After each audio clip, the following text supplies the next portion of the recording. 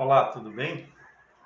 Geralmente pensamos que a obediência é seguida de ausência de dificuldades, problemas, é seguida de paz. Talvez os discípulos de Cristo tivessem a mesma expectativa quando Jesus os mandou entrar no barco e atravessar o lago da Galileia sem ele, e eles obedeceram, não questionaram a ordem, simplesmente obedeceram, podiam até ter contra-argumentado. Afinal, já era quase noite e a escuridão iria os alcançar quando eles estivessem atravessando o lago. Mas Jesus determinou que eles atravessassem e eles o fizeram. Qual foi o resultado da obediência dos discípulos neste quesito específico? A descrição viva no Evangelho de João nos mostrará. João capítulo 6, versículos 16 a 18, onde está escrito: ao descambar o dia, os seus discípulos desceram para o mar e, tomando um barco, passaram para o outro lado, rumo a Cafarnaum.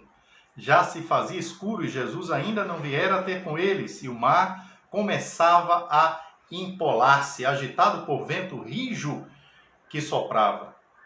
A frase desalentadora, depois do relato de que o mar estava em meio a uma tempestade, é que Jesus ainda não viera ter com ele. Esse ainda é significativo. Haviam feito exatamente o que Jesus ordenara e veja o que aconteceu. Uma noite com o mar tempestuoso e o mestre em algum lugar na praia. Uma coisa é sofrer por fazer coisas erradas e outra por fazer o que é certo. Mas acontece, e neste caso aconteceu com os discípulos. E quando a tempestade surge, carrega para longe a ideia ingênua que diz que se eu fizer o que é certo, jamais sofrerei. Pergunte se é sempre assim que acontece ao cristão que perdeu o emprego por rejeitar mentir, ao cônjuge que perdoou o adúltero e foi traído novamente, àquelas pessoas que defenderam o que é correto e por isso sofreram zombarias.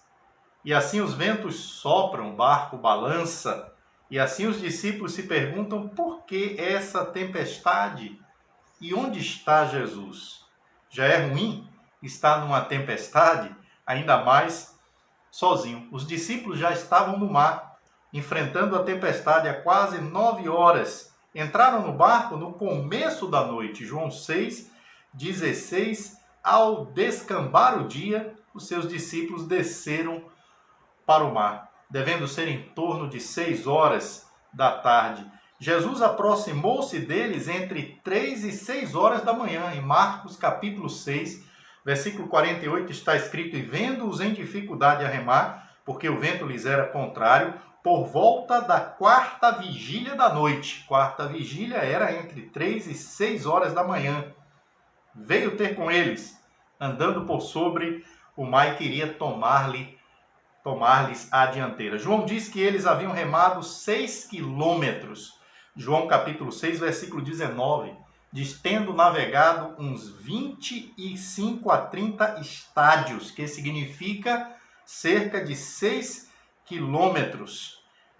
Eis que viram Jesus andando por sobre o mar, aproximando-se do barco. Remar 6 quilômetros no mar tempestuoso não é nada fácil. E eles já haviam passado por este tempo de várias horas e por essa distância de quase 6 quilômetros no mar tempestuoso. Foi uma noite longa. Imagine quantas vezes correram os olhos na escuridão à procura do mestre. Quantas vezes, quem sabe até gritaram-lhe o nome. Quantas vezes, sem contudo ouvir resposta. Talvez se perguntavam por que ele tanto demora. E nós às vezes nos perguntamos: por que às vezes Deus não instantaneamente, de imediato, atende nossas orações? Agora mesmo que vivemos essa pandemia do coronavírus, sabemos que Deus tem ciência do que está acontecendo no mundo, não é uma coisa desconhecida para Ele. Sabemos que Deus tem poder para determinar o fim de tudo isso.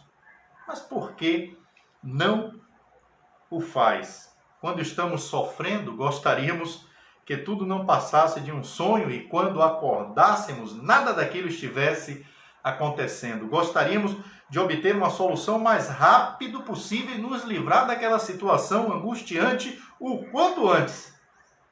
Mas por que Deus não resolve de imediato? Eu vou fazer uma outra pergunta. Por que um pai não ouve o pedido de seu filho quando este filho lhe pede para assistir televisão ao invés de estudar? Quando também este filho lhe pede para comer doces em lugar de verduras? Se os filhos tivessem escolha em certas ocasiões, fariam a escolha errada. Nesses casos, será que o pai está sendo cruel em dizer não, você não vai assistir televisão ou usar o smartphone, você vai estudar? Será que os pais estão sendo cruéis ao forçá-los a fazer algo que não querem, não gostam de fazer? Será que não ouvem os choros e as reclamações, as caras tristes, a dor do sacrifício de seus filhos? Sim, o pai vê, o pai ouve. Então por que os pais não atendem à vontade de seus filhos?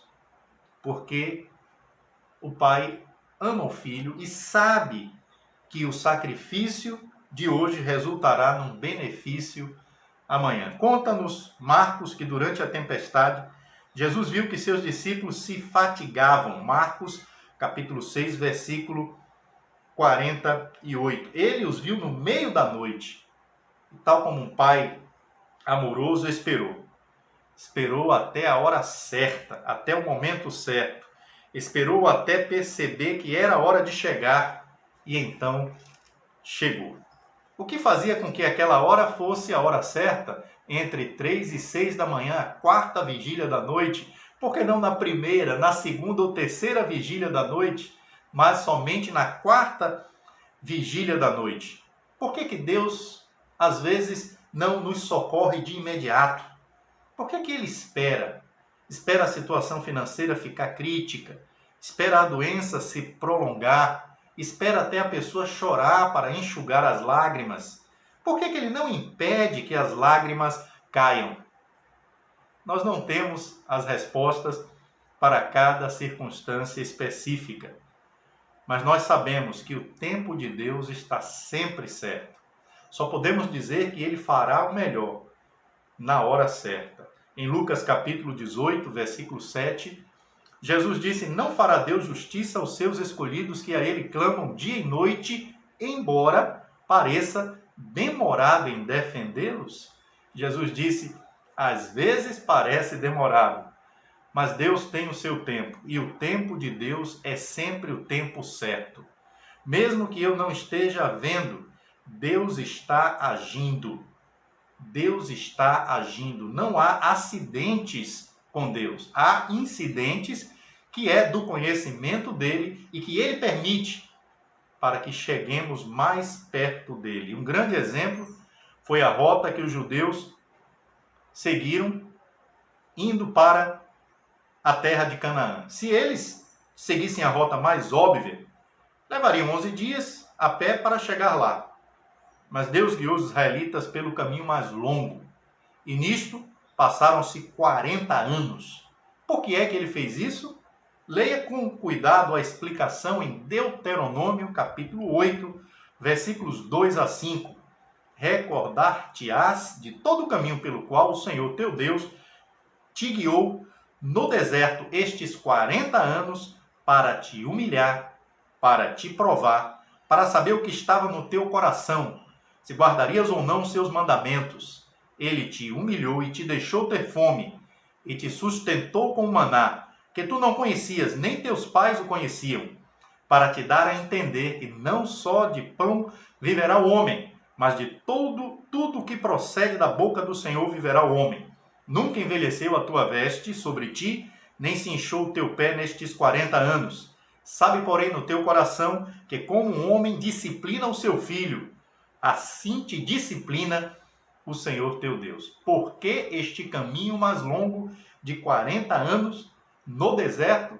Veja o que o texto diz. Veja o que Deus fez para te humilhar. Deus removeu o orgulho do coração dos israelitas naquele período difícil de 40 anos para te provar. Provou-lhes para saber se realmente amavam a Deus, para te dar a entender que não só de pão viverá o homem, mas de tudo que procede da boca do Senhor. Ensinou-lhes e, por fim, assim como um homem disciplina a seu filho, assim te disciplina o Senhor. Disciplinou-lhes. Será que Deus queria de fato que os filhos de Israel atingissem a terra prometida, Canaã? É, claro que sim.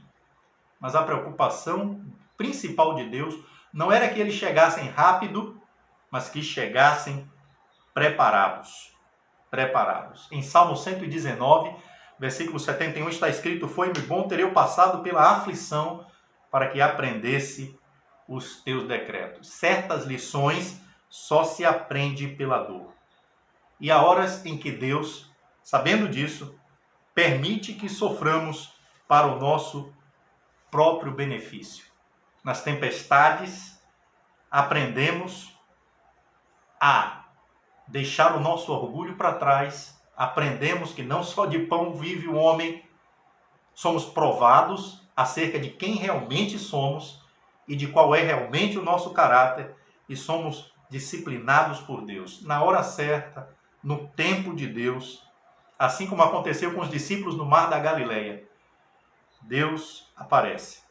Então, persevere, continue sendo fiel a Deus e aprenda as lições que este momento que passa o nosso país e o mundo nos permite aprender.